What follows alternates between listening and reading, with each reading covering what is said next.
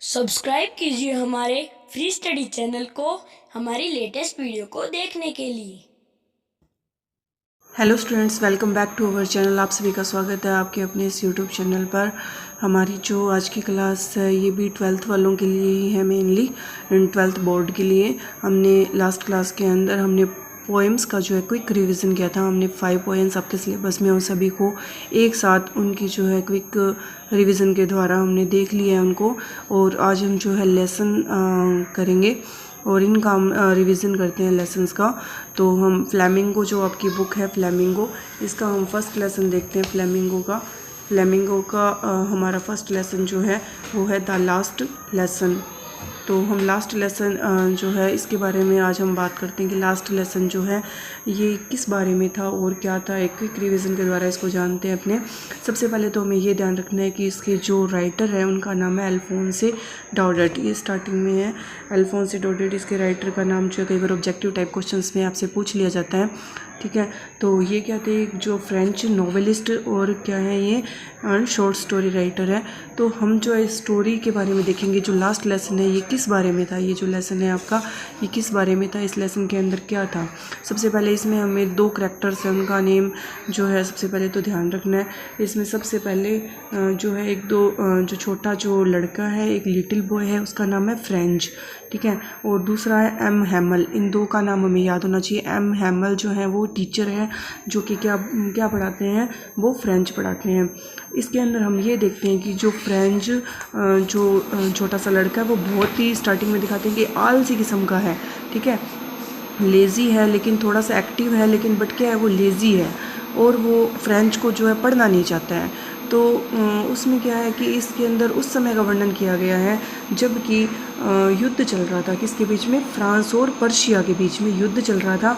और जिसमें बिस्मार्क के नेतृत्व में पर्शिया ने अंत में क्या किया था, फ्रांस को हरा दिया था, ठीक है। और उस ज़माने में जो पर्शिया था, ठीक है, वो आज के हम जर्मनी को मिला लो, पोलैंड को मिला लो और ऑस्ट्रिया के कुछ हिस्सों से मिलकर के बना था वर्तमान के। इस कहानी में क्या होता है, फ्रांस के अल्सास और लॉरेन 2 जिले जो थे वो पर्शिया के अधीन हो गए थे, ठीक है। यह जानने के लिए कि इस कहानी में आगे क्या होता है, हम देखते हैं कि इस कहानी के अंदर क्या होता है। इसमें एक छोटा सा लड़का है जिसका नाम है फ्रेंच, ठीक है। वो अपने स्कूल जा रहा होता है, स्टार्टिंग यहाँ से होती है। तो उसके टीचर जो है उनका नाम है एम हैमल। उसने क्या उनको जो याद करने के लिए पार्टिसिपल्स दिया होता है कि आज भी जैसे हमारे स्कूल में टेस्ट वगैरह होते हैं, हमें कुछ लर्न करने के लिए दिया जाता है, उसी प्रकार से उनके टीचर ने एम हैमल ने क्या दिया होता है, फ्रेंच को उनको दिया होता है पार्टिसिपल्स, लेकिन उसको वो याद नहीं होते हैं, ठीक है। और उसके दिमाग में ये होता है अब मैं स्कूल जाऊँगा और मुझसे वो प्रश्न पूछे जाएंगे। तो परेशान सा होता है, वो चुपचाप स्कूल जा रहा होता है और ये सोच रहा होता है कि मुझे स्कूल में जाते कि डांट पड़ेगी। लेकिन जब वो स्कूल जाता है तो वहाँ जा कर के देखता है कि सब कुछ विपरीत होता है। वहाँ एकदम शांति होती है, स्कूल में कोई चहल पहल नहीं होती। और वो सोचता है कि वहाँ पे उनको डांट पड़ेगी, लेकिन ऐसा कुछ भी नहीं होता। स्कूल का जो माहौल है बिल्कुल ही अलग होता है, क्लास में एकदम शांति होती है। और वो देखता है पीछे वाले बेंचों पे जहाँ पर कि कौन बैठे होते हैं, लोग बैठे होते हैं, बच्चों की बजाय लोग बैठे होते हैं। और इसके अंदर क्या होता है कि जो लोग हैं वो वहाँ पर आए हुए होते हैं, जो भीड़ है वो वहाँ पर आई हुई होती है। वो आई हुई होती है एम हैमल जिनको लगभग 40 साल हो गए हैं उसमें पढ़ाते हुए। तो उनको अब जाने का, उनका स्कूल से डिपार्चर का टाइम है। तो उस समय जो लोग हैं उनके सम्मान के लिए, आदर सम्मान करने के लिए वहाँ सभी जो हैं आए हुए हैं। और वहाँ जा कर के उसे शर्म सी महसूस होती है कि उसने जो है आज कुछ भी पढ़ा हुआ नहीं है और उसकी जो है बेइज्जती होगी, पार्टिसिपल्स को उसने किया नहीं है। लेकिन ऐसा नहीं होता। जब उसे जाकर के पता चलता है उनके जो टीचर है उन्होंने बहुत अच्छी जो पोशाक पहनी हुई है आज की, जो मतलब किसी ओकेजनली जो पोशाक वगैरह होती है वो पहनी हुई होती है, तो उसे लगता है कि आज शायद कोई प्रोग्राम है। तो उन्हें बाद में पता चलता है कि टीचर जो है वो वहाँ से जा रहे हैं और आज के बाद इस स्कूल में जो है वो फ्रेंच भाषा नहीं पढ़ाई जाएगी और इसके बजाय उन लोगों को क्या पढ़नी होगी, जर्मनी पढ़नी होगी, जर्मन लैंग्वेज पढ़नी होगी। तो उसे एकदम से उसे बिल्कुल अच्छा नहीं लगता है। तो उनको कहा जाता है कि अब तुम्हें इसके बाद में जर्मन लैंग्वेज जो है वो पढ़ाई जाएगी। तो उसे इस बात में बिल्कुल अच्छा नहीं लगता। उनके बाद में वहाँ टीचर जो है उनके एमएमएल वो भी जो थोड़ा सा भाषण देते हैं उसमें वो बताते हैं कि भाषा जो है वो कभी किसी से अलग नहीं होती है। जो हमारे मन के अंदर जो हमें पसंद है, जो भाषा वो हमारे अंदर हमेशा रहती है, वो कभी भी ख़त्म नहीं होती है। और उनके टीचर जो है वो कहते हैं कि भविष्य में उन्हें जर्मनी जो है वो पढ़नी होगी और उन्हें जो है वो फ्रेंच भाषा की जिसको वो पढ़ाते थे उसकी सुंदरता के विषय में बताते हैं कि आप लोग सब हैं जो है ना जुड़े रहना फ्रेंच लैंग्वेज से। इस बारे में जो था ये जो लेसन था हमारा लास्ट लेसन, इसके अंदर यही था कि वो अंतिम पाठ मतलब अंतिम पाठ जो मिस्टर हैमल है वो अपना फ्रेंच भाषा में जो अंतिम पाठ देते हैं उसके बारे में ये जो लेसन था। इसके बाद में हम नेक्स्ट लेसन पे चलते हैं। नेक्स्ट हमारा जो लेसन है लॉस्ट स्प्रिंग, इसकी जो सबसे पहले हम जो राइटर है वो कौन है, एनिस जंग। ठीक है, इसके राइटर का नाम हमें ध्यान होना चाहिए। हर लेसन के राइटर का नाम जो है वो हमें पता होना चाहिए क्योंकि ऑब्जेक्टिव टाइप क्वेश्चंस में आपसे पूछा जाता है। तो इनका जो संबंध था ये कहाँ से था, राउरकेला से। ठीक है, और इसके अंदर हम देखते हैं कि एनिस जंग के द्वारा लॉस्ट स्प्रिंग जो लेसन लिखा हुआ है इसमें उन्होंने क्या बताया है। इसके अंदर देखो उन्होंने बताया है कि गरीबी के बारे में कि किस प्रकार से गरीबी जो है वो अफेक्ट करती है। ठीक है, किसको, चाइल्डहुड को, बचपन को। इन्होंने स्टोरीज ऑफ स्टोलन चाइल्डहुड मतलब खोए हुए बचपन की कहानियाँ, इसका एक पार्ट है। ठीक है, उनके द्वारा लिखी गई जो है बुक उसका। तो इसके अंदर लेखिका जो है वो हमारा ध्यान जो है उन गरीब लोगों की ओर आकर्षित करना चाहती है जो कि बहुत ही मतलब कामों में लगे रहते हैं और स्वास्थ्य का भी जो है उनका ध्यान नहीं रहता है और उन्हें कूड़ा बीनने वाले लड़कों का एक समूह दिखाई देता है लेखिका को और वह उससे बात करना चाहती है। उनमें जो है 2 लड़के हैं, इस चैप्टर के अंदर 2 बॉयज़ के नाम आए हैं। 2 बॉयज़ कौन कौन से, एक तो है साहब और दूसरा है मुकेश। ठीक है, साहब और मुकेश दोनों ही हैं, वो ज़िंदगी में ना कुछ करना चाहते हैं, कुछ पाना चाहते हैं और स्पेशली एजुकेशन जो है वो पाना चाहते हैं जो कि बेसिक जो है ह्यूमन राइट है और अपनी लाइफ जो है वो चेंज करना चाहते हैं। और इस स्टोरी के अंदर जो लेखिका है वो उनसे बात करती हैं और उनमें से जो साहब है वो अपना नाम साहिब आलम बताता है और इसके अंदर लेखिका जो वो बताती है कि किस प्रकार के दयनीय जो हालात हैं फिरोजाबाद के जो चूड़ी बनाने वाले हैं जो काम करते हैं वे उन हालातों का भी वर्णन करती है इसके अंदर। और वे बताती है कि किस प्रकार से पीढ़ियों दर पीढ़ियों जो काम है वो आगे से आगे जो है चलता आ रहा है और कैसे जो बुजुर्ग हैं उनके बाद में उनकी अगली पीढ़ियाँ जो ये काम करती रही हैं और इतना मतलब मुश्किल काम है ये चूड़ी बनाने वाला जो है और जो स्वास्थ्य है उसकी भी वो भी पाया जो है कमज़ोर दिखाई देता है और जो धीरे धीरे जो चूड़ी बनाने वाले हैं उनकी आंखों की रोशनी की प्रॉब्लम भी आ जाती है और अपनी दृष्टि तक वो खो देते हैं। वो लोग गरीबी के हैं, उनके लिए दुष्चक्र बन गई है, उसमें से निकलना बहुत मुश्किल हो गया है। पीढ़ियों से वे चूड़ियाँ बना रहे हैं और उनसे अपेक्षा की जाती है कि अभी उनको आगे वाली अनेक पीढ़ियाँ भी यही कार्य करेगी। ठीक है, और लेकिन जो इसके अंदर जो 2 बच्चे हैं, एक मुकेश है और एक कौन है, साहब है। जो मुकेश है वो मोटर मैकेनिक बनना चाहता है। ठीक है, और लेखिका ने उसमें क्या बताया है, उनमें साहस की झलक देखी है कि मुकेश जो है वो बहुत साहसी है, वो मोटर मैकेनिक बनना चाहता है। तो इस प्रकार से इसमें जो है खोए हुए बचपन के बारे में, लॉस्ट स्प्रिंग के बारे में जो है लेखिका जो है बताती हैं और किस प्रकार से गरीबी जो है वो अफेक्ट करती है चाइल्डहुड को और बड़े होने के बाद में, अडल्ट होने के बाद में भी जो उसका अफेक्ट है वो रहता है।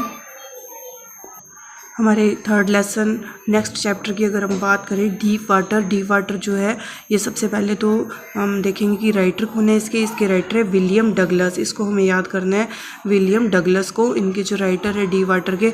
उसके बाद में नेक्स्ट जो हमें ध्यान रखने वाली बात है वो इसके अंदर ये है कि ये जो फॉलोइंग जो हमारे एक्सेप्ट है वो कहाँ से लिया गया, ये लिया गया ऑफ मैन एंड माउंटेन से। वो विलियम डगलस की जो है ये ऑटोबायोग्राफी है, इसमें से ये जो चैप्टर है ये लिया गया है। अब हम देखते हैं कि इस चैप्टर के अंदर क्या बताया हुआ है डीप वाटर में।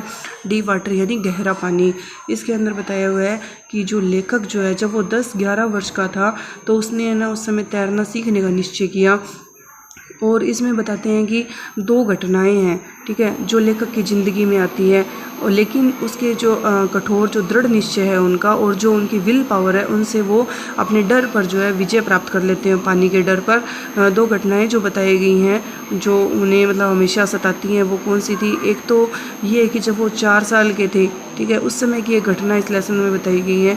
दूसरी बताई गई है जो कि मतलब उस समय की एज जो है वो उनकी थोड़ी सी ज़्यादा थी, लगभग 10-11 वर्ष थी। और वो एक पुल के अंदर जो है वो सीखना शुरू करते हैं तैराकी। YMCA जो पुल था वहाँ पर एक सुरक्षित जगह थी, वहाँ पे वो सबसे पहले जैसे छोटे बच्चे सीखना शुरू करते हैं, वो पानी के पंख टाइप लगा करके उस प्रकार से सीखते हैं।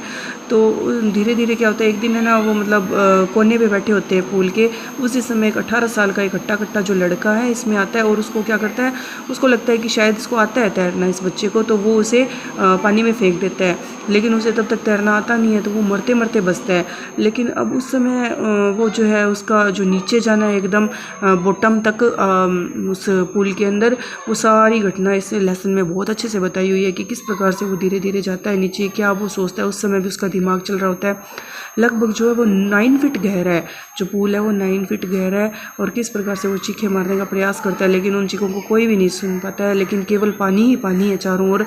और ये जो डर है, इसके कारण वो ज़िंदगी में जो है उसे जो उसकी यात्राएं थी, कभी वो कैनोइंग वगैरह जैसे छोटी नाव में बैठना या स्विमिंग करना, फिशिंग और भी जो चीज़ें हैं वो सारी की सारी जो है ख़राब हो जाती, क्योंकि उसे वो जो दोनों डर हैं वो हमेशा ही सताते रहते हैं।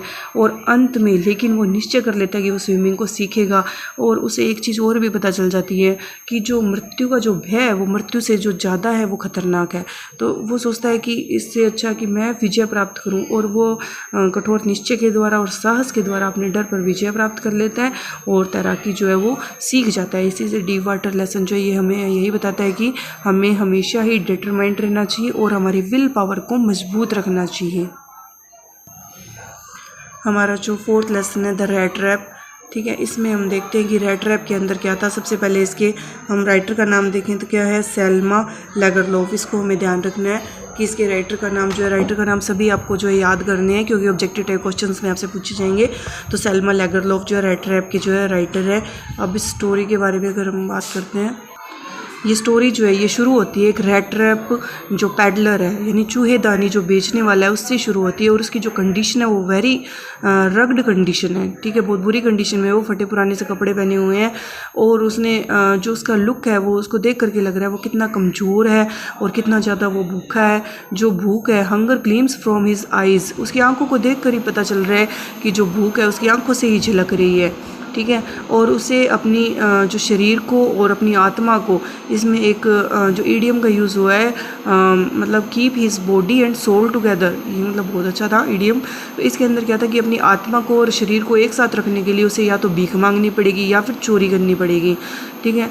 और इसी प्रकार से क्या होता है कि ना वो चूहेदानी जो बेचते बेचते और जा रहा होता है वो जंगल में एक जगह खो जाता है। तो वहाँ जा कर के वो देखता है और ना वहाँ पर उसे जैसे लेटा हुआ होता है वो थक करके, तो वहाँ उसे एक विचार आता है कि जो पूरी जो दुनिया है वो भी एक चूहेदानी के जैसे ही है। जिस प्रकार के चूहेदानी में चूहे को फंसाने के लिए, लालच के लिए कोई चीज़ रखी जाती है, कोई ब्रेड का टुकड़ा या पनीर का या कुछ भी रखते हैं हम, उसी प्रकार से ये दुनिया भी एक चूहेदानी है। पूरा वर्ल्ड जो है ये भी क्या है, एक रैट ट्रैप है। इंसानों को अलग अलग प्रकार के प्रलोभन दिए जाते हैं और संसार में मनुष्य को अलग अलग प्रकार के प्रलोभन मिलते हैं, कभी रिचेज़ का, हैप्पीनेस का, अफेक्शन का, लव का, ठीक है। इन सब में इंसान जो है वो भी क्या है, उलझा हुआ रहता है और इनमें इनके लालच में फंस जाता है और एक दिन चूहेदानी में फंस कर ही मर जाता है। इसमें इसी प्रकार की जो थीम है ये बताई गई है। और इसके अंदर और क्या बताया हुआ है, इसकी जो स्टोरी है वो स्टार्ट होती है कि एक बार ना एक आदमी होता है और वह तार की बनी हुई छोटी छोटी चूहेदानियाँ जो बना करके बेचता था, ठीक है। चूहेदानियाँ बेचकर वह बहुत कमाता था, मतलब जितना भी वो कमा सकता था उतना कमाता था। एक रात एक जो बूढ़ा आदमी है उसके साथ वो रुकता है, ठीक है। और बूढ़े आदमी ने ना उसके साथ बहुत अच्छा व्यवहार किया रात को, लेकिन उसने क्या किया, सुबह सुबह उसके 30 क्रोनोर जो है वो चुरा लेता है। क्रोनोर जो है वो स्वीडन की मुद्रा है, जिस देश के बारे में यहाँ पे बात हो रही है तो स्वीडन की मुद्रा है क्रोनोर।